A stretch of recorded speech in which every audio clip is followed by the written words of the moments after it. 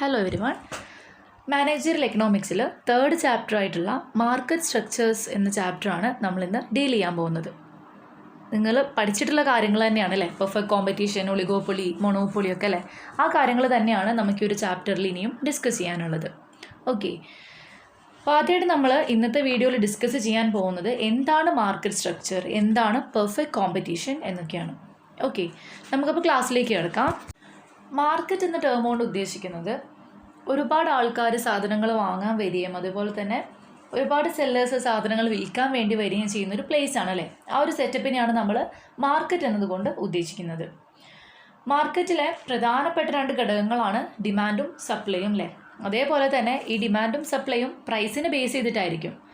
അതുകൊണ്ട് തന്നെ പ്രൈസിനെ ഡിറ്റർമൈൻ ചെയ്യുക എന്ന് പറയുന്നത് എല്ലാ ബിസിനസ്സിനെ സംബന്ധിച്ചിടത്തോളം വളരെ ബുദ്ധിമുട്ടുള്ളൊരു കാര്യമാണ് അല്ലേ. എല്ലാ ബിസിനസ് ഓർഗനൈസേഷൻസും മാക്സിമം പ്രോഫിറ്റ് ഉണ്ടാക്കിയെടുക്കാൻ വേണ്ടിയിട്ടാണ് ശ്രമിക്കുക. അങ്ങനെ മാക്സിമം പ്രോഫിറ്റ് ഉണ്ടാവണമെന്നുണ്ടെങ്കിൽ അവരുടെ ഔട്ട്പുട്ടൊക്കെ അല്ലെങ്കിൽ അവർ പ്രൊഡ്യൂസ് ചെയ്തിട്ടുള്ള ഗുഡ്സൊക്കെ ഒരു നിശ്ചിത പ്രൈസിന് സെല്ല് ചെയ്യേണ്ടതായിട്ടുണ്ട്.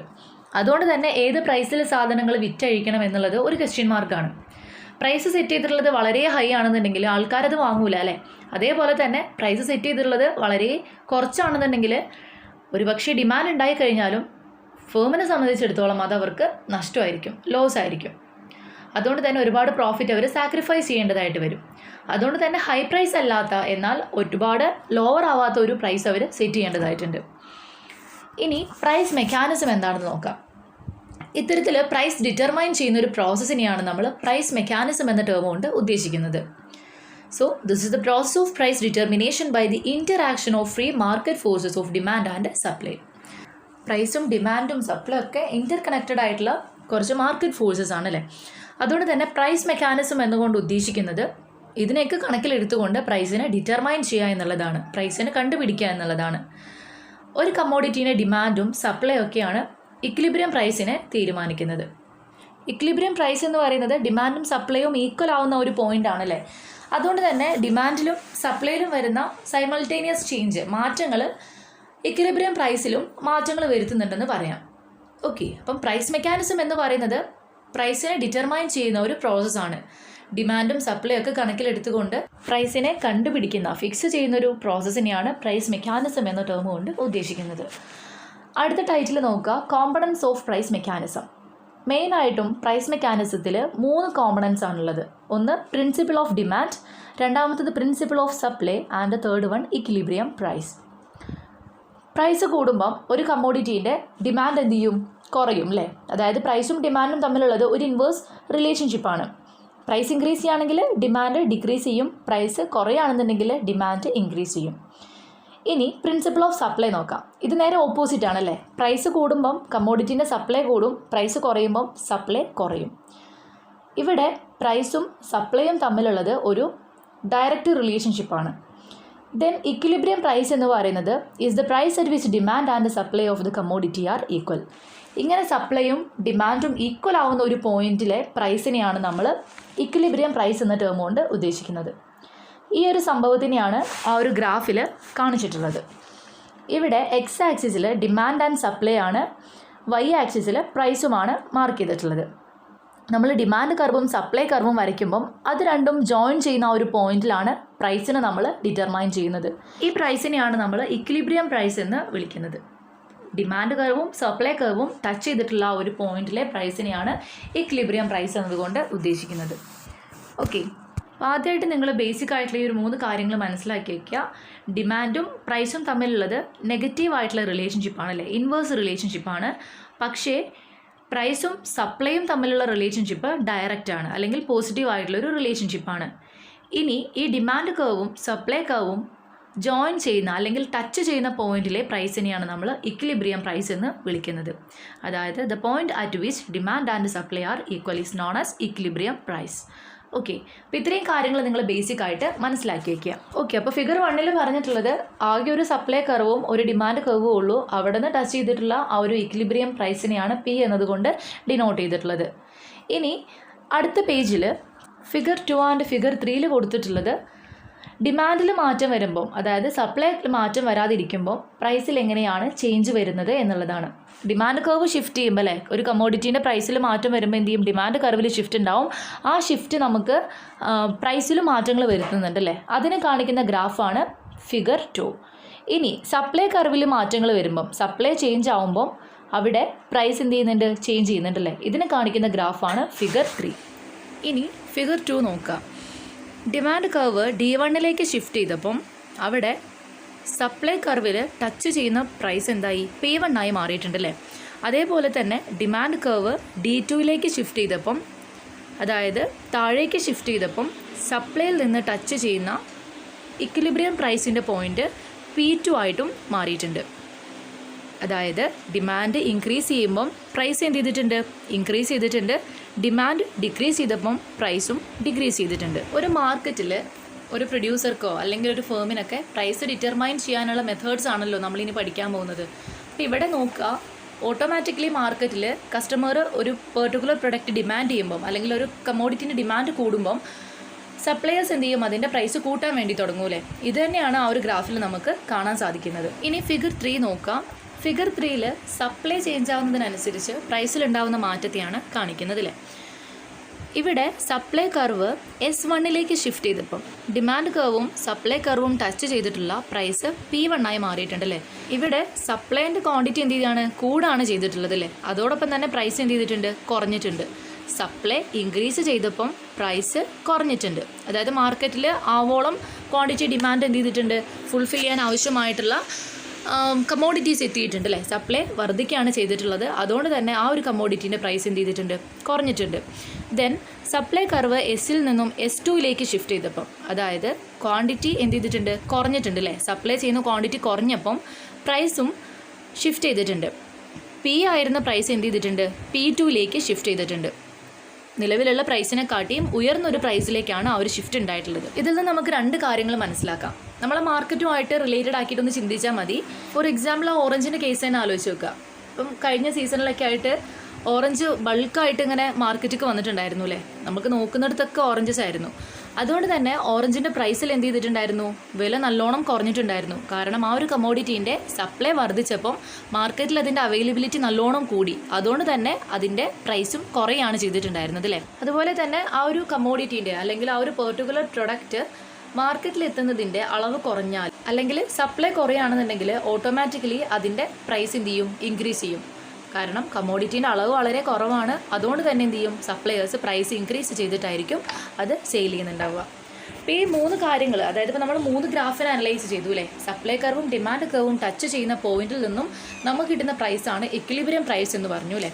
അതുപോലെ തന്നെ എങ്ങനെയാണ് സപ്ലൈയിലെ ചേഞ്ചും ഡിമാൻഡിലെ ചേഞ്ചും പ്രൈസിനെ മാറ്റുന്നത് എന്നും നമ്മൾ ഡിസ്കസ് ചെയ്തു. ഓക്കെ, ഇനി നമുക്ക് നോക്കാനുള്ളത് എന്താണ് മാർക്കറ്റ് എന്നാണ്. ജനറൽ ടേംസിൽ പറയുകയാണെങ്കിൽ മാർക്കറ്റ് എന്ന് പറയുന്നത് ആൾക്കാർ സാധനങ്ങൾ വാങ്ങാനും വിൽക്കാനും വേണ്ടിയിട്ട് ഒന്നിച്ചു കൂടുന്നൊരു സ്ഥലമാണല്ലേ. പക്ഷേ എക്കണോമിക്സിൽ ആ ടേം കുറച്ചുകൂടി വൈഡർ ആക്കിയിട്ടാണ് നമ്മൾ കണക്കിലെടുക്കുന്നത്.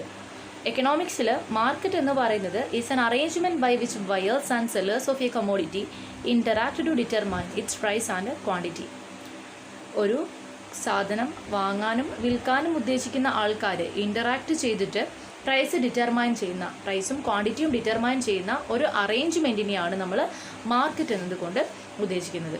അപ്പോൾ മാർക്കറ്റ് എന്ന് പറയുന്നത് ബയേഴ്സും സെല്ലേഴ്സും വെറുതെ വന്ന് സാധനങ്ങൾ വാങ്ങുകയും വിൽക്കുകയും ചെയ്യുന്ന ഒരു സ്ഥലമല്ല, മറിച്ച് അതൊരു അറേഞ്ച്മെൻ്റ് ആണ്, അല്ലെങ്കിൽ ഒരു ഇൻസ്റ്റിറ്റ്യൂഷൻ ആയിട്ടാണ് കണക്കാക്കുന്നത്. ഇവിടെ അവർ ബയേഴ്സും സെല്ലേഴ്സും ഒന്നിച്ച് ചേർന്നിട്ടാണ് ട്രേഡ് നടത്തുന്നത് അല്ലേ. കാരണം പ്രൈസ് ഡിറ്റർമൈൻ ചെയ്യുന്നതും ഇത്തരത്തിൽ ഡിമാൻഡും സപ്ലൈ ഒക്കെ നോക്കിയിട്ടാണ്. സോ ബയറും സെല്ലറും ഒന്നിച്ച് ചേർന്നിട്ട് ക്വാണ്ടിറ്റി ഓഫ് ഡിമാൻഡും സപ്ലൈയും ഒക്കെ അടിസ്ഥാനമാക്കിയിട്ട് പ്രൈസിനെ ഡിറ്റർമൈൻ ചെയ്യുന്ന ഒരു അറേഞ്ച്മെൻറ്റിനെയാണ് നമ്മൾ മാർക്കറ്റ് എന്നതുകൊണ്ട് ഉദ്ദേശിക്കുന്നത്. ഇനി നമുക്ക് നോക്കാനുള്ളത് കൈൻഡ്സ് ഓഫ് മാർക്കറ്റാണ്. മാർക്കറ്റിനെ പല വിധത്തിൽ ക്ലാസിഫൈ ചെയ്യുന്നുണ്ട്. എക്കണോമിക്സിലെ ഏറ്റവും ഇമ്പോർട്ടൻ്റ് ആയിട്ടുള്ള ക്ലാസിഫിക്കേഷനാണ് നമ്മളിവിടെ ഡിസ്കസ് ചെയ്യാൻ പോകുന്നത്. കോമ്പറ്റീഷൻ്റെ അടിസ്ഥാനത്തിൽ മാർക്കറ്റിനെ ക്ലാസിഫൈ ചെയ്തിട്ടുള്ളത് നമുക്കറിയുന്ന പോലെ തന്നെ perfect competitive market, monopoly, imperfective market എന്നൊക്കെയാണല്ലേ. അപ്പോൾ ഇതാണ് നമുക്കിനി ഡീറ്റെയിൽ ആയിട്ട് ഈ ഒരു ചാപ്റ്റർ ഫുള്ളായിട്ട് പഠിക്കാനുള്ളത്. ഓക്കെ, സോ മാർക്കറ്റിനെ മെയിനായിട്ടും ക്ലാസിഫൈ ചെയ്തിട്ടുള്ളത് കോമ്പറ്റീഷൻ്റെ അടിസ്ഥാനത്തിൽ പെർഫെക്റ്റ്, മൊണോപ്പൊളി ആൻഡ് ഇംപെർഫെക്റ്റ്. ഇതിന് ഫർദറായിട്ട് പിന്നെയും ക്ലാസിഫൈ ചെയ്തിട്ടുണ്ട് മോണോപോളിസ്റ്റിക് കോമ്പറ്റീഷൻ, ഒളിഗോപൊളി ആൻഡ് ഡുവോപൊളി. ഈ ഓരോ ടേമും നമ്മൾ ഡീറ്റെയിൽ ആയിട്ട് ഡിസ്കസ് ചെയ്ത് കഴിയുമ്പോഴേക്കും നമ്മൾ ഈ ഒരു ചാപ്റ്റർ കംപ്ലീറ്റ് ആവും. ഓക്കെ, നമുക്കിനി എന്താണ് പെർഫെക്റ്റ് കോമ്പറ്റീഷൻ എന്ന് ഡീറ്റെയിൽ ആയിട്ട് നോക്കാം അല്ലേ. ബേസിക്കലി പറയുകയാണെങ്കിൽ ലാർജ് നമ്പർ ഓഫ് ബയേഴ്സും അതുപോലെ തന്നെ ലാർജ് നമ്പർ ഓഫ് സെല്ലേഴ്സും ഉള്ള ഒരു മാർക്കറ്റിനെയാണ് നമ്മൾ പെർഫെക്റ്റ് കോമ്പറ്റീഷൻ മാർക്കറ്റ് എന്നതുകൊണ്ട് ഉദ്ദേശിക്കുന്നത്. ഇവിടെ ബയേഴ്സിൻ്റെ എണ്ണവും കൂടുതലായിരിക്കും, അതുപോലെ തന്നെ സപ്ലയേഴ്സിൻ്റെ എണ്ണവും കൂടുതലായിരിക്കും. ഒരേപോലെയുള്ള പ്രൊഡക്റ്റുകളായിരിക്കും ഈ ഒരു മാർക്കറ്റിൽ സെല് ചെയ്യുന്നുണ്ടാവുക. സെല്ലേഴ്സ് അല്ലെങ്കിൽ സപ്ലയേഴ്സ് പ്രൈസ് ടേക്കേഴ്സ് ആയിരിക്കും. അതായത് മാർക്കറ്റിൽ പ്രൈസ് തീരുമാനിക്കുന്നത് ഈ ഡിമാൻഡും സപ്ലൈ ഒക്കെ ചേർന്നിട്ടായിരിക്കും. അതുകൊണ്ട് തന്നെ പ്രൈസ് മേക്ക് ചെയ്യാനായിട്ട് ആർക്ക് സാധിക്കില്ല? സെല്ലേഴ്സിന് സാധിക്കില്ല. കാരണം ഒരുപാട് സെല്ലേഴ്സ് അവിടെ ഉണ്ട് അല്ലേ, ലാർജ് നമ്പർ ഓഫ് സെല്ലേഴ്സ് ഉണ്ട്, അതുപോലെ തന്നെ അതിൻ്റെ ഡിമാൻഡും നല്ലോണം ഉണ്ട്. അപ്പം ഒരാൾക്ക് ഒറ്റയ്ക്ക് ഇവിടെ പ്രൈസ് ഡിറ്റർമൈൻ ചെയ്യാൻ സാധിക്കില്ല. അപ്പോൾ ഏതെങ്കിലും ഒരു സെല്ലർ പ്രൈസ് കൂട്ടി വിൽക്കുകയാണെങ്കിൽ ഓട്ടോമാറ്റിക്കലി കസ്റ്റമേഴ്സ് എന്ത് ചെയ്യും? പ്രൈസ് കുറവുള്ള സ്ഥലത്ത് പോയിട്ടല്ലേ സാധനങ്ങൾ വാങ്ങുള്ളൂ. അതുകൊണ്ട് തന്നെ ഇവിടെ പ്രൈസ് ടേക്കേഴ്സ് ആയിട്ടാണ് സെല്ലേഴ്സിനെ കണക്കാക്കുന്നത്. എന്താണോ മാർക്കറ്റിലുള്ള പ്രൈസ് ആ പ്രൈസ് അവർ അംഗീകരിക്കേണ്ടതായിട്ട് വരും. അവിടെ ഒരു ഡെഫിനേഷൻ കൊടുത്തിട്ടുണ്ട്, നോക്കുക. According to Bilas, the perfect competition is characterised by the presence of many firms. They all sell identically same product and the seller is a price taker. Perfect competition എന്ന് പറയുന്നത് ഒരുപാട് ഫേമിൻ്റെ presence ഉള്ള ഒരു market situation ആണ്. ഇവിടെ അവർ sale ചെയ്യുന്നത് identical products ആയിരിക്കും, അല്ലെങ്കിൽ ഒരേപോലത്തെ ഒരേ തൂക്കത്തിലും ഒരേ ക്വാളിറ്റിയിലും അതേപോലെ തന്നെ ഒരേ പ്രൈസിലുമുള്ള സാധനങ്ങളായിരിക്കും. അതുകൊണ്ട് തന്നെ ഇവിടെ നമ്മൾ സെല്ലേഴ്സിനെ പ്രൈസ് ടേക്കേഴ്സ് ആയിട്ടാണ് കണക്കാക്കുന്നത്. അവർക്കൊരിക്കലും ഒറ്റയ്ക്കൊരു പ്രൈസ് നിശ്ചയിച്ചിട്ട് എന്ത് ചെയ്യാൻ പറ്റില്ല? സെയിൽ ചെയ്യാനായിട്ട് പറ്റില്ല. അതുകൊണ്ട് തന്നെ പെർഫെക്റ്റ് കോമ്പറ്റേറ്റീവ് മാർക്കറ്റിൽ ഒരു സിംഗിൾ ബയർക്കോ ഒരു സിംഗിൾ സെല്ലർക്കോ ഒരു പെർട്ടിക്കുലർ പ്രൊഡക്റ്റിൻ്റെ പ്രൈസ് ഡിറ്റർമൈൻ ചെയ്യാൻ അല്ലെങ്കിൽ തീരുമാനിക്കാനായിട്ട് സാധിക്കില്ല. മാർക്കറ്റിലെ പ്രിവൈലിംഗ് പ്രൈസ് എന്താണോ ആ പ്രൈസ് തന്നെ എല്ലാവരും ഫോളോ ചെയ്യേണ്ടതായിട്ട് വരും. ഇനി നമുക്ക് നോക്കാനുള്ളത് what are the characteristics of perfect competition. Okay, ക്യാരക്ടറിസ്റ്റിക്സിൽ ഫസ്റ്റ് വൺ പറയുന്നത് large number of buyers and sellers. നമ്മൾ പറഞ്ഞതുപോലെ തന്നെ പെർഫെക്റ്റ് കോമ്പറ്റീഷൻ മാർക്കറ്റിൻ്റെ അണ്ടറിൽ ഒരുപാട് ബയേഴ്സും ഒരുപാട് സെല്ലേഴ്സും ഉണ്ടായിരിക്കും. ഗുഡ്സ് പ്രൊഡ്യൂസ് ചെയ്യുന്നവരുടെ എണ്ണവും അത് വാങ്ങാൻ റെഡിയായി നിൽക്കുന്നവരുടെ എണ്ണവും വളരെയധികം കൂടുതലായിരിക്കും. അതുകൊണ്ട് തന്നെ സെല്ലേഴ്സ് മാർക്കറ്റിൽ ചെറിയൊരു പോർഷൻ മാത്രമായിരിക്കും സെയിൽ ചെയ്യുന്നുണ്ടാവുക. അതായത് ചെറിയൊരു ക്വാണ്ടിറ്റി മാത്രമായിരിക്കും ഓരോ സെല്ലറും കോൺട്രിബ്യൂട്ട് ചെയ്യുന്നുണ്ടാവുക. ഒരു സിംഗിൾ സെല്ലർക്ക് ഒരിക്കലും മാർക്കറ്റ് ഡൊമിനേറ്റ് ചെയ്യാനോ അല്ലെങ്കിൽ മാർക്കറ്റിൽ ആധിപത്യം സ്ഥാപിച്ചെടുക്കാനോ പ്രൈസ് തീരുമാനിക്കാനോ ഒന്നും സാധിക്കില്ല. കാരണം അവിടെ ഒരുപാട് സെല്ലേഴ്സ് ഉണ്ട് അല്ലേ. അതുകൊണ്ട് തന്നെ എന്താണോ മാർക്കറ്റിലുള്ള പ്രൈസ് ആ പ്രൈസിനെ എല്ലാ ഫേമും അല്ലെങ്കിൽ സെല്ലേഴ്സും അംഗീകരിക്കേണ്ടതായിട്ട് വരും. സോ മാർക്കറ്റ് ഡിമാൻഡിനെയും സപ്ലൈനെയും ബേസ് ചെയ്തിട്ടുള്ള പ്രൈസ് എന്താണോ ആ പ്രൈസ് തന്നെയായിരിക്കും എല്ലാ ഫേംസും സെയിൽ ചെയ്യുന്ന സാധനങ്ങൾക്കുണ്ടായിരിക്കുക. ഒരിക്കലും അവർക്ക് ഇതിൽ നിന്ന് വ്യത്യസ്തമായിട്ടൊരു പ്രൈസിൽ സാധനങ്ങൾ സെയിൽ ചെയ്യാൻ പറ്റില്ല. ഫോർ എക്സാമ്പിൾ, ഇപ്പോൾ ഒരു 100 സെല്ലേഴ്സ് ഉണ്ടെന്ന് വിചാരിക്കുക. 100 സെല്ലേഴ്സും സെയിൽ ചെയ്യുന്ന സാധനം ഒരേപോലത്തെ ഒരേ ക്വാളിറ്റി ഉള്ള ഒരേ വെയിറ്റിലുള്ള സാധനങ്ങളാണെന്ന് വിചാരിക്കുക. അപ്പോൾ അങ്ങനെ സെയിൽ ചെയ്യുമ്പം എല്ലായിടത്തും പ്രൈസ് ഒരേപോലെ ആയിരിക്കും അല്ലേ. കാരണം ഒരാൾ പ്രൈസ് കൂടുതലാക്കി സെയിൽ ചെയ്യാൻ വേണ്ടി തീരുമാനിക്കുകയാണെങ്കിൽ ഓട്ടോമാറ്റിക്കലി കസ്റ്റമർ എന്ത് ചെയ്യും? പ്രൈസ് കുറഞ്ഞെടുത്ത് പോയിട്ട് സാധനം വാങ്ങാൻ വേണ്ടി ശ്രമിക്കും. അതുകൊണ്ട് തന്നെ ഒരിക്കലും ഒരാൾക്ക് പ്രൈസ് കൂടുതലാക്കി സെയിൽ ചെയ്യാനൊന്നും സാധിക്കില്ല. ഇവിടെ ഒരുപാട് ബയേഴ്സും ഒരുപാട് സെല്ലേഴ്സും ഉണ്ട്. ഓരോ സെല്ലറും സെയിൽ ചെയ്യുന്നത് ചെറിയൊരു ക്വാണ്ടിറ്റി ആയിരിക്കും. അതുകൊണ്ട് തന്നെ പ്രൈസ് ഡിറ്റർമൈൻ ചെയ്യുന്നത് മാർക്കറ്റ് ഫോഴ്സസ് ആയിരിക്കും. ദെൻ അടുത്തത് ഹോമോജീനിയസ് പ്രോഡക്റ്റ്. നമ്മൾ പറഞ്ഞതുപോലെ തന്നെ പെർഫെക്റ്റ് കോമ്പറ്റീഷൻ്റെ അണ്ടറിൽ സെയിൽ ചെയ്യുന്ന പ്രോഡക്ട്സ് അല്ലെങ്കിൽ ഈ ഒരു മാർക്കറ്റിൽ സെയിൽ ചെയ്യുന്ന പ്രോഡക്ട്സ് ഹോമോജീനിയസ് ആയിരിക്കും, ഐഡൻറ്റിക്കൽ ആയിരിക്കും. എന്നുവെച്ചാൽ ഒരേപോലത്തതായിരിക്കും, ഒരേ സ്വഭാവ ഗുണങ്ങളുള്ള പ്രൊഡക്ട്സ് ആയിരിക്കും ഒരേ ക്വാണ്ടിറ്റിയിൽ ഒരേ ക്വാളിറ്റിയിലൊക്കെ സെയിൽ ചെയ്യുന്നുണ്ടാവുക. Then at a single price. Perfect കോമ്പറ്റീഷൻ്റെ മറ്റൊരു പ്രത്യേകതയാണ് സിംഗിൾ പ്രൈസ്. ഇവിടെ ഈ ഒരു മാർക്കറ്റ് സിസ്റ്റത്തിൻ്റെ അണ്ടറിൽ സെയിൽ ചെയ്യുന്ന എല്ലാ കമ്മോഡിറ്റിക്കും ഒരേ വിലയായിരിക്കും. ആ പ്രൈസ് നിശ്ചയിക്കുന്നത് തന്നെ മാർക്കറ്റ് ഡിമാൻഡും സപ്ലൈയും ഒക്കെ ചേർന്നിട്ടായിരിക്കും. അല്ലാതെ ഒരു ഇൻഡിവിജ്വൽ സെല്ലർക്ക് അവിടെ പ്രൈസ് ഡിറ്റർമിനേഷനിൽ യാതൊരുവിധ റോളും ഉണ്ടായിരിക്കില്ല. അപ്പോൾ ഇവിടെ പ്രൈസ് എന്ന് പറയുന്നത് മാർക്കറ്റിലുള്ള പ്രൈസ് ആയിരിക്കും. ആ പ്രൈസ് എന്താണ്? സിംഗിൾ പ്രൈസാണ്, എല്ലാവരും അംഗീകരിക്കേണ്ടതായിട്ട് വരും. ദെൻ അടുത്തത് free entry and exit of A firm. ഏതൊരു ഫേമിനും ഏതൊരു സമയത്ത് വേണമെങ്കിലും ബിസിനസ് ചെയ്യാൻ വേണ്ടിയിട്ട് കടന്നു വരാം. അതുപോലെ തന്നെ ലോസ് ആണെന്നുണ്ടെങ്കിൽ അവർക്ക് അതിൽ നിന്ന് പിരിഞ്ഞു പോവുകയും ചെയ്യാം. അതുകൊണ്ട് തന്നെ പെർഫെക്റ്റ് കോമ്പറ്റീഷൻ്റെ അണ്ടറിൽ ഏതൊരു ഫേമിന് വേണമെങ്കിലും ബിസിനസ് ചെയ്യാവുന്നതാണ്. പ്രോഫിറ്റ് ഇല്ല എന്നുണ്ടെങ്കിൽ അല്ലെങ്കിൽ ലോസ് ആണെന്നുണ്ടെങ്കിൽ ആ ഫേമിന് മാർക്കറ്റ് ലീവ് ചെയ്യാനും സാധിക്കും. ചുരുക്കി പറയുകയാണെങ്കിൽ ഓരോ ഫേമിനും ഈ ഒരു മാർക്കറ്റിലേക്കുള്ള എൻട്രി അല്ലെങ്കിൽ അതിൻ്റെ എക്സിറ്റ് എന്താണ്? ഫ്രീ ആണ്. ദെൻ അടുത്തത് perfect knowledge of market condition. ഈ ഒരു മാർക്കറ്റിൽ എല്ലാ ബയേഴ്സിനും എല്ലാ സെല്ലേഴ്സിനും മാർക്കറ്റ് കണ്ടീഷൻസിനെ പറ്റിയുള്ള ധാരണ ഉണ്ടായിരിക്കും. ഈ മാർക്കറ്റ് കണ്ടീഷൻ റിലേറ്റഡ് ആയിട്ടുള്ള എല്ലാ ഇൻഫർമേഷൻസും അവരുടെ അടുത്തുണ്ടായിരിക്കും. അതുപോലെ തന്നെ മാർക്കറ്റിൽ നിലവിലുള്ള പ്രൈസ് എത്രയാണ് എന്നുള്ളതും അവർക്ക് അറിയുന്നുണ്ടായിരിക്കും. ദെൻ അടുത്തത് perfect mobility of factors of production. Factors of production നമുക്കറിയാമല്ലേ, ലാൻഡ്, ലേബർ ഒക്കെയാണ്. അപ്പോൾ ഇവിടെ ലേബർ എടുത്ത് നോക്കുക. ഫോർ എക്സാമ്പിൾ ഈ ഒരു മാർക്കറ്റ് കണ്ടീഷൻ്റെ അണ്ടറിൽ ലേബറിനെ നമ്മൾ നോക്കുകയാണെന്നുണ്ടെങ്കിൽ ഇവിടെ നമുക്ക് ഏതൊരു ഫാക്ടർ ഓഫ് പ്രൊഡക്ഷനെയും മൂവ് ചെയ്യാൻ സാധിക്കും. അതായത് ഒരു സ്ഥലത്ത് നിന്ന് മറ്റൊരു സ്ഥലത്തേക്ക് എന്ത് ചെയ്യാൻ പറ്റും? മൂവ് ചെയ്യാനായിട്ട് സാധിക്കും. ലേബേഴ്സ് കൂടുതലായിട്ടും വർക്ക് ചെയ്യുക അവർക്ക് നല്ല സാലറി കിട്ടുന്ന, ശമ്പളം കിട്ടുന്ന സ്ഥലത്തായിരിക്കും അല്ലേ. അതുകൊണ്ട് തന്നെ ഈ ഒരു mobility of factor of production ഈ ഒരു മാർക്കറ്റ് കണ്ടീഷനിൽ വളരെയധികം പ്രാധാന്യമുണ്ട്. ഇവിടെ ഏതൊരു ഫാക്ടേഴ്സ് ഓഫ് പ്രൊഡക്ഷനെയും നമുക്ക് ഫ്രീ ആയിട്ട് മൂവ് ചെയ്യാനായിട്ട് സാധിക്കും. അടുത്തത് absence of selling and transportation cost. ഇവിടെ ട്രാൻസ്പോർട്ടേഷൻ കോസ്റ്റും ഇല്ല, അതുപോലെ തന്നെ സെല്ലിംഗ് കോസ്റ്റും ഇല്ല എന്നാണ് പറയുന്നത്. ഇവിടെ ലാർജ് നമ്പർ ഓഫ് ബയേഴ്സ് ഉണ്ട്, അതുപോലെ തന്നെ ലാർജ് നമ്പർ ഓഫ് സെല്ലേഴ്സ് ഉണ്ട് അല്ലേ. ആ ഒരു കമ്മോഡിറ്റിക്കുള്ള ആവശ്യക്കാരും വളരെയധികം കൂടുതലാണ്, സപ്ലയേഴ്സും കൂടുതലാണ്. അങ്ങനെ നോക്കുകയാണെങ്കിൽ ഈ കമ്മോഡിറ്റിക്ക് സെല്ലിംഗ് കോസ്റ്റ് വരുന്നുണ്ടാവില്ല അല്ലേ. കാരണം അഡ്വർടൈസ്മെൻറ്റ് കോസ്റ്റോ അല്ലെങ്കിൽ എന്തെങ്കിലും തരത്തിലുള്ള പ്രൊമോഷണൽ കോസ്റ്റോ ഒന്നും നമുക്ക് ഈ ഒരു കമ്മോഡിറ്റിൻ്റെ കേസിൽ വരുന്നില്ല. കാരണം ഈ കമ്മോഡിറ്റി എല്ലാവരും ഡിമാൻഡ് ചെയ്യുന്നതാണ്, അതിനൊരുപാട് ആവശ്യക്കാരുണ്ടല്ലേ. അതുകൊണ്ട് തന്നെ ഇവിടെ സെല്ലിംഗ് കോസ്റ്റ് വരുന്നില്ല. സോ സെല്ലിംഗ് കോസ്റ്റും ഇല്ല, ട്രാൻസ്പോർട്ടേഷൻ കോസ്റ്റും ഇല്ല. അപ്പോൾ ഓരോ ഫേം അല്ലെങ്കിൽ ഓരോ സപ്ലയർ എന്ത് ചെയ്യാണ്, ഓരോ പെർട്ടിക്കുലർ പ്രൊഡക്റ്റിനും സെല്ലിംഗ് കോസ്റ്റും ട്രാൻസ്പോർട്ടേഷൻ കോസ്റ്റൊക്കെ ചാർജ് ചെയ്യാൻ തുടങ്ങുകയാണെങ്കിൽ ആ ഒരു കമ്മോഡിറ്റിൻ്റെ പ്രൈസിൽ വേരിയേഷൻ വരും അല്ലേ.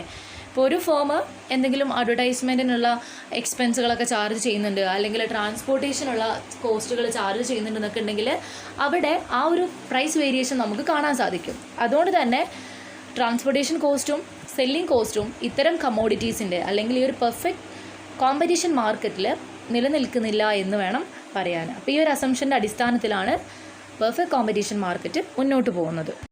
അടുത്ത ടൈറ്റിൽ നോക്കുക, difference between pure competition and perfect competition. Perfect competition market ഉണ്ടാവുന്ന സാഹചര്യങ്ങൾ അല്ലെങ്കിൽ ആ ഒരു ക്യാരക്ടറിസ്റ്റിക്സും അസംഷൻസ് ഒക്കെ നമ്മൾ പറഞ്ഞു അല്ലേ.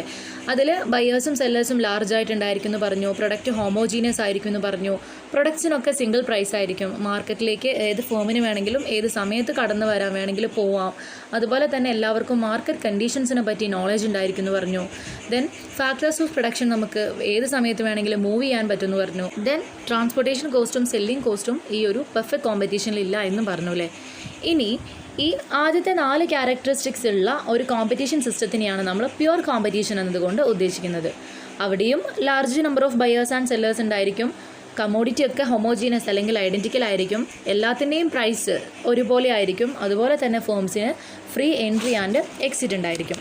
ഈ ഒരു കണ്ടീഷനെയാണ് നമ്മൾ പ്യുവർ കോമ്പറ്റീഷൻ എന്നതുകൊണ്ട് ഉദ്ദേശിക്കുന്നത്. പക്ഷേ പെർഫെക്റ്റ് കോമ്പറ്റീഷൻ അങ്ങനെയല്ല. പെർഫെക്റ്റ് കോമ്പറ്റീഷൻ കംപ്ലീറ്റ് ആവണമെന്നുണ്ടെങ്കിൽ അവിടെ മാർക്കറ്റ് കണ്ടീഷനെ പറ്റിയുള്ള നോളജ് ഉണ്ടായിരിക്കണം, ഫ്രീ മൊബിലിറ്റി ഉണ്ടായിരിക്കണം, അതുപോലെ തന്നെ ട്രാൻസ്പോർട്ടേഷൻ ആൻഡ് സെല്ലിംഗ് കോസ്റ്റിൻ്റെ ആബ്സെൻസും ഉണ്ടായിരിക്കണം അല്ലേ. ഇവിടെ മൊണോപ്പൊളി ഇല്ല എന്ന് പറയാം. അതായത് പ്യുവർ കോമ്പറ്റീഷനിൽ മൊണോപ്പൊളി ഇല്ല. കാരണം പെർഫെക്റ്റ് കോമ്പറ്റീഷൻ എന്ന് പറയുന്നത് പ്യുവർ കോമ്പറ്റീഷനെക്കാട്ടിയും കുറച്ചുകൂടി ബ്രോഡർ ആയിട്ടുള്ള വിശാലമായിട്ടുള്ളൊരു കൺസെപ്റ്റാണ്. ഇവിടെ മൊണോപ്പൊളി ഇല്ലാത്തൊരവസ്ഥേനെയാണ് നമ്മൾ പ്യുവർ കോമ്പറ്റീഷൻ എന്നതുകൊണ്ട് ഉദ്ദേശിക്കുന്നത്. ചുരുക്കി പറയുകയാണെങ്കിൽ പ്യുവർ കോമ്പറ്റീഷൻ എന്ന് പറയുന്നത് equal to perfect competition minus 2 conditions. അതായത് പെർഫെക്റ്റ് നോളജ് ഉണ്ടായിരിക്കില്ല, പെർഫെക്റ്റ് മൊബിലിറ്റി ഉണ്ടായിരിക്കില്ല അല്ലേ.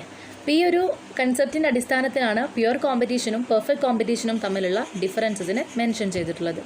അപ്പോൾ പ്യുവർ കോമ്പറ്റീഷൻ എന്ന് പറയുന്നത് ഇത്രേ ഉള്ളൂ. Large number of buyers and sellers ഉണ്ടായിരിക്കും, ഹോമോജീനിയസ് ആയിട്ടുള്ള പ്രോഡക്റ്റ്സ് ആയിരിക്കും, സിംഗിൾ പ്രൈസ് ആയിരിക്കും, ഫേംസിന് ഫ്രീ എൻട്രി ആൻഡ് എക്സിറ്റ് ഉണ്ടായിരിക്കും. ഇത്രയും കണ്ടീഷൻസ് സാറ്റിസ്ഫൈ ചെയ്യുകയാണെന്നുണ്ടെങ്കിൽ ആ ഒരു മാർക്കറ്റ് കണ്ടീഷൻ പ്യുവർ കോമ്പറ്റീഷൻ ആയിട്ട് മാറും. ഇനി അതിൻ്റെ കൂടെ പെർഫെക്റ്റ് നോളജ് ഉണ്ട്, അതേപോലെ തന്നെ പെർഫെക്റ്റ് മൊബിലിറ്റി ഉണ്ട്, സെല്ലിംഗ് ആൻഡ് ട്രാൻസ്പോർട്ടേഷൻ കോസ്റ്റിൻ്റെ ആബ്സെൻസ് ഉണ്ടെന്നുണ്ടെങ്കിൽ അത് പെർഫെക്റ്റ് കോമ്പറ്റീഷൻ മാർക്കറ്റുമായിട്ടും മാറും. ഓക്കെ, ഇനി അടുത്ത ടൈറ്റിലേക്ക് പോവാം, equilibrium of A firm and industry. ഇതിന് നമ്മൾ ആദ്യം ഇക്വിലിബ്രിയം എന്താണ്, ഫേം എന്താണ്, ഇൻഡസ്ട്രി എന്താണെന്ന് മനസ്സിലാക്കണം അല്ലേ. ഇക്വിലിബ്രിയം എന്നുള്ളൊരു ടേം ഡിറൈവ് ചെയ്തിട്ടുള്ളത് 2 ലാറ്റിൻ വേർഡ്സിൽ നിന്നാണ്. ഒന്ന് അക്വിസ് ആൻഡ് സെക്കൻഡ് വൺ ലിബ്ര. അക്വിസ് എന്ന് പറയുന്നത് ഈക്വൽ ആണ്, ലിബ്ര എന്ന വേർഡ് ഉദ്ദേശിക്കുന്നത് ബാലൻസ് എന്നാണ്. സോ ഈക്വലായിട്ട് ബാലൻസ് ചെയ്യുക എന്നുള്ളൊരു അർത്ഥമാണ് ഇക്വിലിബ്രിയം എന്ന ടേമിനുള്ളത്. So equilibrium means equal balance. Literary meaning ഇതിൻ്റെ വ്യത്യാസമുണ്ട്. എ സ്റ്റേറ്റ് ഓഫ് റെസ്റ്റ് അല്ലെങ്കിൽ ഒരു സ്റ്റെബിലിറ്റി എന്നുള്ളൊരു അർത്ഥമാണ് ഇക്വിലിബ്രിയത്തിന് വരുന്നത്. സോ ഒരു ഫേം അല്ലെങ്കിൽ ഇൻഡസ്ട്രി ഇക്വിലിബ്രിയത്തിലാണെന്ന് നമ്മൾ പറയുക when it doesn't intend to change the volume of output which is producing. അതായത് നിലവിൽ അത് പ്രൊഡ്യൂസ് ചെയ്യുന്ന കമ്മോഡിറ്റി എന്താണോ അതിലൊരു മാറ്റവും വരുത്താതെ അതിങ്ങനെ തുടർന്ന് പോയിക്കൊണ്ടിരിക്കുന്ന ഒരു അവസ്ഥേനെയാണ് നമ്മൾ ഇക്വിലിബ്രിയം കൊണ്ട് ഉദ്ദേശിക്കുന്നത്. അപ്പം നിലവിൽ എന്താണോ അതുപോലെ തന്നെ ഒരു മാറ്റവും വരുത്താതെ തുടരുന്ന അവസ്ഥയാണ് ഇക്വിലിബ്രിയം അല്ലേ. അതുകൊണ്ട് തന്നെ ഒരു ഇൻഡസ്ട്രി അല്ലെങ്കിൽ ഒരു ഫേം എത്ര യൂണിറ്റ് ആണോ അല്ലെങ്കിൽ എത്ര വോളിയം ഓഫ് ഔട്ട്പുട്ടാണോ പ്രൊഡ്യൂസ് ചെയ്യുന്നത് ആ വോളിയം തന്നെ നിരന്തരമായി കണ്ടിന്യൂ ചെയ്ത് പോകുന്ന അവസ്ഥയാണ് equilibrium. Okay, so the firm will be in this position when it is earning maximum profit or incurring minimum loss. ഇങ്ങനൊരു ഫേം ഇക്വിലിബ്രിയം കണ്ടിന്യൂ ചെയ്ത് കൊണ്ടുപോകുന്നത് എപ്പോഴാണ്? ആ നിലവിലെ ഫേം പ്രൊഡ്യൂസ് ചെയ്യുന്ന ഔട്ട്പുട്ടിന് അല്ലെങ്കിൽ ആ ഒരു വോളിയത്തിൽ നിന്ന് മാക്സിമം പ്രോഫിറ്റ് ഉണ്ടാക്കിയെടുക്കാൻ പറ്റുമ്പോഴാണ് അല്ലേ. സോ ഈ ഒരു ഇക്വിലിബ്രിയം എന്ന് പറയുന്നത് ഫേം പ്രൊഡ്യൂസ് ചെയ്യുന്ന വോളിയം ഓഫ് ഔട്ട്പുട്ടിൽ നിന്നും ഫേമിന് മാക്സിമം പ്രോഫിറ്റ് ഉണ്ടാക്കിയെടുക്കാൻ സാധിക്കുമ്പോഴാണ് അല്ലെങ്കിൽ മിനിമം ലോസ് സംഭവിക്കുമ്പോഴാണ്. ദെൻ അടുത്തത് ഫേം എന്ന് പറയുന്നത് ഒരു ബിസിനസ് യൂണിറ്റ് ആണല്ലേ. ഒരു പെർട്ടിക്കുലർ പ്രൊഡക്റ്റിൻ്റെ പ്രൊഡക്ഷനിൽ എൻഗേജ് ചെയ്യുന്ന ഒരു യൂണിറ്റിനെയാണ് നമ്മൾ ഫേം എന്നതുകൊണ്ട് ഉദ്ദേശിക്കുന്നത്. ഇപ്പം കാറിൻ്റെ കേസ് എടുത്ത് നോക്കുകയാണെങ്കിൽ മാരുതി എന്താണ് ഒരു ഫേമാണല്ലേ, അല്ലെങ്കിൽ ടൊയോട്ട ഒരു ഫേമാണ്. അതുപോലെ തന്നെ ഇൻഡസ്ട്രി എന്താണെന്ന് നോക്കാം. A group or collection of all the firms producing the same product is called industry. നമ്മൾ കാറിനെ അല്ലെങ്കിൽ കാർ ഇൻഡസ്ട്രി എന്ന് പറയുന്നത് എപ്പോഴാണ്? ഈ മാരുതിയും അതുപോലെ തന്നെ ഈ ടൊയോട്ടയും ബെൻസും ഒക്കെ കൂടി ഇൻക്ലൂഡ് ആകുമ്പോഴാണ് അല്ലേ. അപ്പം സിംഗിളായിട്ടൊരു കമോഡിറ്റി പ്രൊഡ്യൂസ് ചെയ്യുന്ന ഒരു ഫേമിനെ, ഒരു യൂണിറ്റിനെയാണ് നമ്മൾ ഫേം എന്ന് പറയുന്നത്. ഇങ്ങനെ അതിലുള്ള പല കമ്പനീസ് അല്ലെങ്കിൽ പല ഫേംസ് കൂടി ചേരുന്നതിനെയാണ് ഇൻഡസ്ട്രി എന്ന് പറയുന്നത്. ഓക്കെ, അപ്പോൾ ഇക്വിലിബ്രിയം എന്ന് പറയുന്നത് ഇത്രയേ ഉള്ളൂ. ഒരു ഫേം അല്ലെങ്കിൽ ഒരു ഇൻഡസ്ട്രി അത് നിരന്തരമായിട്ട് പ്രൊഡ്യൂസ് ചെയ്തുകൊണ്ടിരിക്കുന്ന കമോഡിറ്റിൻ്റെ അളവ് അല്ലെങ്കിൽ അതിൻ്റെ വോളിയം ഓഫ് ഔട്ട്പുട്ട് എന്താണോ അത് തുടർന്ന് പോയിക്കൊണ്ടിരിക്കുന്ന അവസ്ഥേനെയാണ് ഇക്വിലിബ്രിയം എന്നതുകൊണ്ട് ഉദ്ദേശിക്കുന്നത്. ഓക്കെ, ഇനി അടുത്ത ടേം നോക്കാം. Equilibrium of demand and supply. Perfect കോമ്പറ്റീഷനിൽ ഒരുപാട് സെല്ലേഴ്സും ഒരുപാട് ബയേഴ്സും ഉണ്ടായിരിക്കും അല്ലേ. അതുകൊണ്ട് തന്നെ മാർക്കറ്റിലെ പ്രൈസ് ഫിക്സ് ചെയ്യുന്നത് സെല്ലേഴ്സ് ആയിരിക്കില്ല, അതുപോലെ തന്നെ ഇൻഡിവിജ്വൽ ഫേമും ആയിരിക്കില്ല. ഇൻഡസ്ട്രിയാണ് ഇവിടെ പ്രൈസ് ഫിക്സ് ചെയ്യുന്നത്. എന്ന് വെച്ചാൽ ആ എൻറ്റയർ മാർക്കറ്റിൽ ഒറ്റ പ്രൈസ് ആയിരിക്കും ഉണ്ടാവുക അല്ലേ. സോ ഇൻഡസ്ട്രി ഫിക്സ് ചെയ്യുന്ന പ്രൈസിനെ ആയിരിക്കും ഓരോ ഫേമും അഡോപ്റ്റ് ചെയ്യുക, അല്ലെങ്കിൽ ഫേം പ്രൊഡ്യൂസ് ചെയ്യുന്ന സാധനങ്ങൾക്ക് ചാർജ് ചെയ്യുന്ന പ്രൈസ് ഇൻഡസ്ട്രി ഫിക്സ് ചെയ്തിട്ടുള്ള പ്രൈസ് ആയിരിക്കും. അത് ഈ ഡിമാൻഡിനെയും സപ്ലൈനെയൊക്കെ ബേസ് ചെയ്തിട്ടുള്ള പ്രൈസ് ആയിരിക്കും. സോ ഈ ഡിമാൻഡിനെയും സപ്ലൈൻ്റെയും അടിസ്ഥാനത്തിലാണ് അല്ലേ പെർഫെക്റ്റ് കോമ്പറ്റീഷനിൽ പ്രൈസ് ഡിറ്റർമൈൻ ചെയ്യുന്നത്. നമ്മളിപ്പോൾ ഇക്വിലിബ്രിയം പ്രൈസ് എന്താണെന്നൊക്കെ മനസ്സിലാക്കിയിട്ടുണ്ടായിരുന്നു. അതായത് സപ്ലൈ കർവും ഡിമാൻഡ് കർവും ടച്ച് ചെയ്യുന്ന ആ ഒരു പ്രൈസ് പോയിൻറ്റിനെയാണ് നമ്മൾ ഇക്വിലിബ്രിയം പ്രൈസ് എന്നതുകൊണ്ട് ഉദ്ദേശിക്കുന്നത് അല്ലേ. അതുപോലെ തന്നെ ഈ ഇക്വിലിബ്രിയം പ്രൈസിൽ സെല്ലേഴ്സ് സെല്ല് ചെയ്യുകയും അല്ലെങ്കിൽ ബയേഴ്സ് വാങ്ങുകയും ചെയ്തിട്ടുള്ള ക്വാണ്ടിറ്റി ഓഫ് കമ്മോഡിറ്റിനെയാണ് നമ്മൾ ഇക്വിലിബ്രിയം ക്വാണ്ടിറ്റി എന്നതുകൊണ്ട് ഉദ്ദേശിക്കുന്നത്. താഴെ കൊടുത്തിട്ടുള്ള ഗ്രാഫ് നോക്കുക, ഫിഗർ 4. അത് നോക്കുമ്പോൾ നിങ്ങൾക്ക് ഒന്നും കൂടെ മനസ്സിലാവും. ഡിമാൻഡ് കർവും സപ്ലൈ കർവും ടച്ച് ചെയ്തിട്ടുള്ള ഒരു പോയിൻ്റാണ് ഇക്വിലിബ്രിയം പോയിൻ്റ് അല്ലേ. എക്സ് ആക്സിസ് കാണിക്കുന്നത് ക്വാണ്ടിറ്റി ഡിമാൻഡും വൈ ആക്സിസിൽ പ്രൈസും ആണല്ലേ. ഇക്വിലിബ്രിയം പോയിന്റിൽ നിന്ന് നമ്മൾ വൈ ആക്സിസിലേക്ക് വരയ്ക്കുന്ന ലൈന് പി ആണ്, അതായത് ഇക്വിലിബ്രിയം പ്രൈസ് ആണ്. ഇനി ഇക്വിലിബ്രിയം പോയിന്റിൽ നിന്ന് നമ്മൾ എക്സ് ആക്സിസിലേക്ക് വരച്ചിട്ടുള്ള ലൈന് ടച്ച് ചെയ്യുന്ന പോയിന്റ്, അതായത് ക്യൂ എന്ന് ഡിനോട്ട് ചെയ്തിട്ടുണ്ട്, അത് ഇക്വിലിബ്രിയം ക്വാണ്ടിറ്റിയാണ് അല്ലേ. സോ ഇക്വിലിബ്രിയം പോയിന്റ് എന്ന് പറയുന്നത് ഡിമാൻഡ് കർവും സപ്ലൈ കർവും ടച്ച് ചെയ്യുന്ന പോയിൻ്റാണ്. സോ ആ ഒരു ഇക്വിലിബ്രിയം പോയിന്റിൽ നിന്ന് നമ്മൾ എക്സ് ആക്സിസിലേക്കും വൈ ആക്സിസിലേക്കും ലൈൻസ് വരച്ചപ്പോൾ കിട്ടിയിട്ടുള്ളതാണ് ഇക്വിലിബ്രിയം പ്രൈസും ഇക്വിലിബ്രിയം ക്വാണ്ടിറ്റിയും. ഇനി പ്രൈസ് ഇൻക്രീസ് ചെയ്യുമ്പോൾ, അതായത് പ്രൈസ് ഇൻക്രീസ് ചെയ്യുമ്പോൾ സപ്ലൈ കൂടുമെന്ന് നമ്മൾ പറഞ്ഞിട്ടുണ്ടായിരുന്നു അല്ലേ. അപ്പോൾ അവിടെ ഉണ്ടാവുന്നത് എക്സസ് സപ്ലൈ ആണ്. ദെൻ പി എന്ന പ്രൈസിൽ നിന്ന് P1ലേക്ക് പ്രൈസ് ഷിഫ്റ്റ് ആവുന്നത് എപ്പോഴാണ്? എക്സസ് സപ്ലൈ ഉണ്ടാകുമ്പോഴാണ്. അതുപോലെ തന്നെ പി എന്ന പ്രൈസിൽ നിന്ന് P2ലേക്ക് പ്രൈസ് കുറയുമ്പം അവിടെ ഉണ്ടാവുന്നത് എക്സസ് ഡിമാൻഡാണ് അല്ലേ. ആവശ്യക്കാരെന്ത് ചെയ്യും? ഒരുപാട് കൂടും പ്രൈസ് കുറയുമ്പം. അതുപോലെ തന്നെ പ്രൈസ് കൂടുകയാണെന്നുണ്ടെങ്കിൽ മാർക്കറ്റിൽ സപ്ലൈ എങ്ങനെയാവും? അധികമാവും അല്ലേ. കാരണം സപ്ലയേഴ്സ് ആ ഒരു ഹൈ പ്രൈസിൽ സാധനങ്ങൾ കൂടുതൽ സപ്ലൈ ചെയ്യാൻ വേണ്ടിയിട്ട് ശ്രമിക്കും. അപ്പോൾ അവിടെ ഉണ്ടാവുന്നത് എക്സസ് സപ്ലൈ ആണ്. അപ്പോൾ സിമ്പിളായിട്ടുള്ളൊരു ഗ്രാഫാണ്, ഒന്നുമില്ല, ഇത്രേ ഉള്ളൂ. ഒ എക്സ് ആക്സിസിൽ ക്വാണ്ടിറ്റി ഡിമാൻഡും ഒ വൈ ആക്സിസിൽ പ്രൈസുമാണ് കാണിച്ചിട്ടുള്ളത്. ഇനി ഡിമാൻഡ് കർവും സപ്ലൈ കർവും ടച്ച് ചെയ്യുന്ന പോയിന്റിൽ നിന്ന് നമ്മൾ എക്സ് ആക്സിസിലേക്ക് വരച്ചപ്പം നമുക്ക് എന്ത് കിട്ടി? ഇക്വിലിബ്രിയം ക്വാണ്ടിറ്റി കിട്ടി. ആ ഇക്വിലിബ്രിയം പോയിന്റിൽ നിന്ന് നമ്മൾ വൈ ആക്സിസിലേക്ക് വരച്ചപ്പം ഇക്വിലിബ്രിയം പ്രൈസും കിട്ടി. ഈ പ്രൈസിൻ്റെ മുകളിലുള്ള ഒരു പ്രൈസിൽ എക്സസ് സപ്ലൈ ആയിരിക്കും ഉണ്ടാവുക, അതിന് താഴെയുള്ളൊരു പ്രൈസിൽ എക്സസ് ഡിമാൻഡും ആയിരിക്കും ഉണ്ടാവുക. ഓക്കെ, ആ ഗ്രാഫ് ഒന്നുകൂടി നോക്കാം. അവിടെ AB എന്ന് പറയുന്ന പോയിന്റ് കാണിച്ചിട്ടുള്ളത് എക്സസ് സപ്ലൈനെയാണ്, അതുപോലെ CD എന്ന് പറയുന്ന പോയിന്റ് ഡിനോട്ട് ചെയ്യുന്നത് എക്സസ് ഡിമാൻഡിനെയാണ്. സോ പ്രൈസിലുണ്ടാവുന്ന ഒരു വേരിയേഷൻ അല്ലെങ്കിൽ ഡിമാൻഡിലും സപ്ലൈയിലും ഉണ്ടാകുന്ന വേരിയേഷൻ എന്ത് ചെയ്യാണ്? പ്രൈസിൽ മാറ്റം വരുത്താണ് അല്ലേ. അധികമായിട്ട് സപ്ലൈ ഉണ്ടാകുമ്പം അവിടെ പ്രൈസ് കൂടുകയാണ്, ഇനി ഡിമാൻഡ് അധികമാകുമ്പോൾ എന്ത് ചെയ്യാണ്? പ്രൈസ് കുറയാണ്. ഗ്രാഫിന് താഴെയായിട്ട് കൊടുത്തിട്ടുള്ളത് അതിൻ്റെ എക്സ്പ്ലനേഷൻ ആണ്. നമ്മളിപ്പോൾ പറഞ്ഞിട്ടുള്ള കാര്യങ്ങൾ തന്നെയാണ് ഒന്നുകൂടി എലാബറേറ്റ് ചെയ്ത് പറഞ്ഞിട്ടുള്ളത്. വേണമെങ്കിൽ ഒന്നുകൂടി വായിച്ചു നോക്കാം.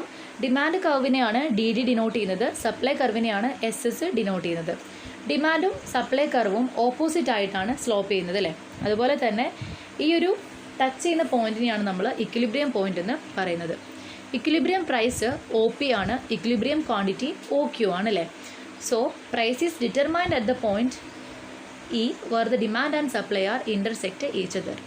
ഡിമാൻഡ് കർവും സപ്ലൈ കർവും ഇൻ്റർസെക്റ്റ് ചെയ്യുന്ന ടച്ച് ചെയ്യുന്ന പോയിന്റിൽ നിന്നാണ് നമുക്ക് പ്രൈസ് കിട്ടിയിട്ടുള്ളത് അല്ലേ. ദെൻ നമുക്ക് ഇക്വിലിബ്രിയം ക്വാണ്ടിറ്റിയും കിട്ടിയിട്ടുണ്ട്. കമ്മോഡിറ്റിൻ്റെ പ്രൈസ് OPയിൽ നിന്നും OP1 ആയിട്ട് മാറിയപ്പം അവിടെ ക്വാണ്ടിറ്റി ഡിമാൻഡ് P1A ആയിട്ട് മാറിയിട്ടുണ്ടല്ലേ.